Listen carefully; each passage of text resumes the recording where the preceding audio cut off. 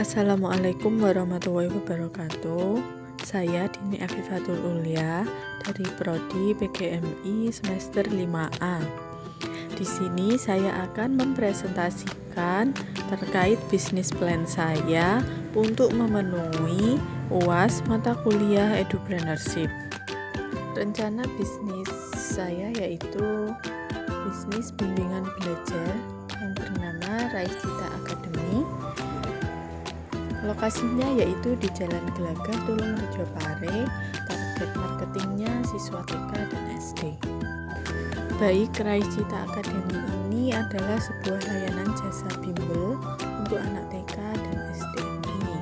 Latar belakang saya mendirikan usaha ini karena kebanyakan bimbel yang tersedia menawarkan dengan target banyak jenjang pendidikan. Nah, di bimbel Raih Cita ini menawarkan bimbel untuk jenjang TK dan SD saja. Juga masih jarang bimbel yang menawarkan tambahan program English Class.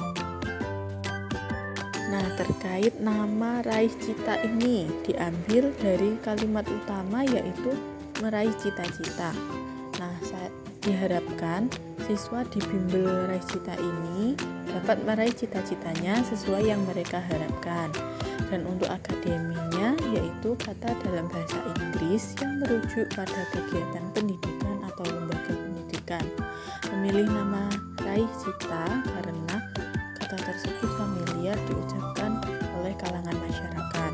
Dan harapannya karena hanya dua kata dapat mudah untuk diingat oleh masyarakat. Nah, selanjutnya yaitu visi dan misi usaha yang saya rencanakan. Visinya yaitu menjadi lembaga bimbel terdepan yang menginspirasi anak usia dini untuk meraih cita-cita setinggi langit melalui pembelajaran yang menyenangkan dan pengembangan potensi secara menyeluruh. Untuk misinya yaitu menyediakan program pembelajaran yang efektif dan menyenangkan untuk membantu anak menguasai materi akademik tingkat TK dan SD, serta membekali anak dengan kemampuan berbahasa Inggris yang baik sejak dini melalui metode pembelajaran yang interaktif dan menarik. Nah, untuk program yang disediakan di Raih Cita Academy ini ada Kalistung, mengaji, bimbel mapel SD kelas 1-6, dan kelas bahasa Inggris mencakup speaking, vocabulary, pronunciation. Selanjutnya yaitu terkait fasilitas yang ditawarkan di Raih Cita Academy ini. Terdapat ruang belajar yang memadai, papan tulis, permainan edukasi untuk anak TK, buku bacaan untuk TK dan SD, guidebook untuk kelas bahasa Inggris for kindergarten and elementary, dan worksheet untuk setiap akhir pembelajaran, recall memori bersifat fleksibel untuk setiap akhir kelas bahasa Inggris berupa Google Form dikerjakan di rumah.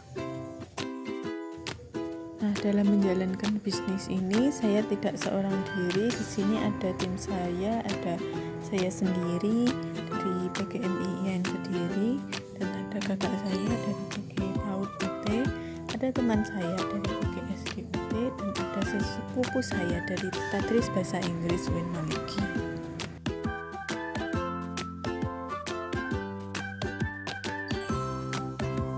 Selanjutnya untuk hitungan analisis modal dan analisis keuntungan yang akan diperoleh.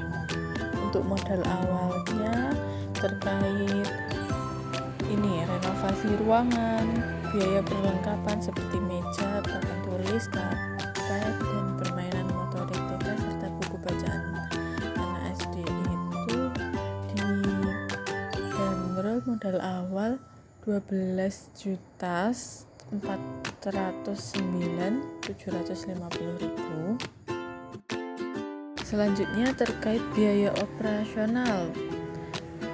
Untuk biaya operasional sewa tempat itu 600.000 per bulan, gaji tutor per bulan itu 500, tutornya ada 3 yaitu jadi 1.500.000 untuk gaji tutor, listrik, wifi itu 800, listrik dan wifi 800. Jadi untuk biaya operasional per bulannya 2 Nah, selanjutnya terkait biaya fasilitas. Fasilitas ini